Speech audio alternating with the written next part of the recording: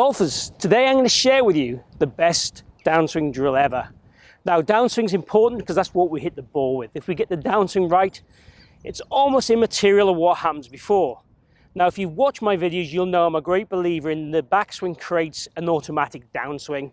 So I'm not saying the backswing isn't important, but I'm sharing with you today a kind of exercise that's going to help you get your ribcage moving correctly through the golf ball, get your torso opening, your hips opening, shaft lean, hand path direction, rising the handle. All those things will happen from this one exercise, which is why it's the best downswing drill ever. So what we're talking about today really is how we get this shaft to move and the torso to move in tandem through the golf ball, pulling the handle up and in and round the corners, I often describe it as.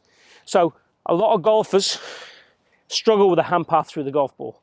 Most golfers tend to have the hand path going out to the right, and then they get very flicky, throw the club head away, very extending this lead wrist post impact and during impact.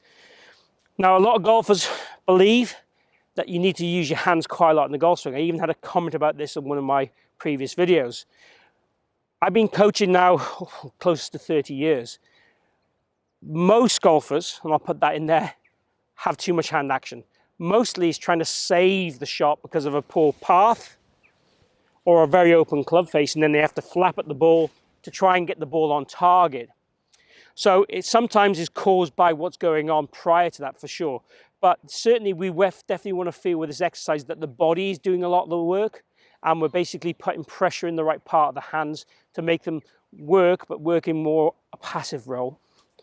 What you're going to do is take your lead hand, put it on the club, take your trail hand, fan it and place it on the bottom of the grip here, so a slight gap, as you can see there. What we're going to do then is from this halfway back position, swing the club up to about just past halfway, and then feel like we put pressure on the shaft with our trail hand. Get the toe of the club pointing slightly down at this stage. Then through the golf ball, if we keep that pressure on the shaft, feel we turn, keep the pressure on the shaft and pull that club round the corner. Now the club, from about this spot onwards, the handle of the club that is going to be working up. As it works up, the rib cage and pelvis is also going to be working up. So we want to feel that we're going up at a good rate if we can. So the benefits to your game for this video: if we get the handle ahead of contact, it's going to help us get the low point correct to get that ball on turf strike. If we get the handle working up, it's going to give it the most efficient to get the force in the club working for the most speed.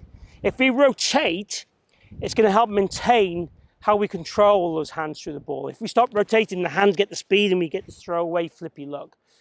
So this drill gives us all those things. So the whole idea is, if the club is kind of at its lower spot here and we want it as low as you can feel you can get it, then we want to feel that the body is moving up with the rotation. That's the most efficient way to hit shots. Now what we want you to do with this drill is hit some small shots. I want you to chip it away 10 to 20 yards. Try and get some consistency within how you deliver that club and what kind of shots you produce. Then we're going to start to ramp up the speed to more normal shots with a normal grip. But we certainly want to get you very good at this short shot first. So if I take a normal setup, fan my hand away, start to rehearse what I want the club to do, keep that pressure on. Then from here, we want to feel that we're just going to try and rotate through the golf ball and keep control and get the lead arm working a little harder. Some of you may be worried about getting shaft lean that the club face will open. Well, as we get the shaft lean, we are rotating as well. We are rotating the arm, supinating the arm. That closes the face. But also getting the face more toe down here in this delivery position helps keep the club face square. We don't want to hit shots right, but I certainly don't want to hit hooky shots left. Some of you might need the face to close to make up for what's happened before. Read your ball flight, add in more of what you need to get perfect shots. So it's really tough, but what it does, it makes you feel you're moving your body in a way that you probably never moved before. And I said, the rib cage, the hand path, everything starts to work in conjunction with each other. And that's really what we want. We want these things ideally to happen because the backswing's worked in a way that this happens automatically, but that's what we're looking for through the hitting area, through the impact zone, where it all counts. Let's show you how we put this into a real swing. So if we were going to try and put that into a real swing, let's make a rehearsal back to a normal grip and try and feel we're going to do that in a normal swing.